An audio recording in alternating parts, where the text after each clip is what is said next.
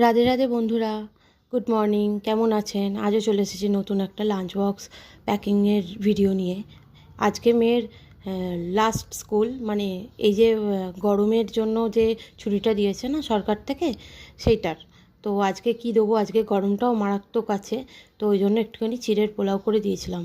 এটা যদিও মেয়ে একদমই খায় না, একদম পছন্দই করে না, তবু ওকে আজকে বুঝিয়ে বাজিয়ে বলেছি যে কী খাবি, চিড়ে আর লেবু চিনি ভিজিয়ে বা বাতাসা দিয়ে দেবো, সেটা তো খাবেই না আরও।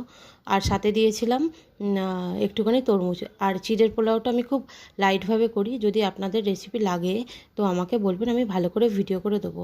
আর আজকে গ্লুকন্ডি দিইনি, কারণ শুনলাম গ্লুকন্ডি খাওয়া রোজ রোজ ভালো নয়, তো দিয়েছিলাম নুন চিনি লেবুর জল। আর লেবুর পাল্প আর সিডসগুলো আমি ছেঁকে দিয়েছিলাম, কারণ ওটা বাচ্চার মুখে পড়লে ভালো লাগে না, এটা আমাদেরই ভালো লাগে না, আর বাচ্চা কী করে ভালো বাসবে।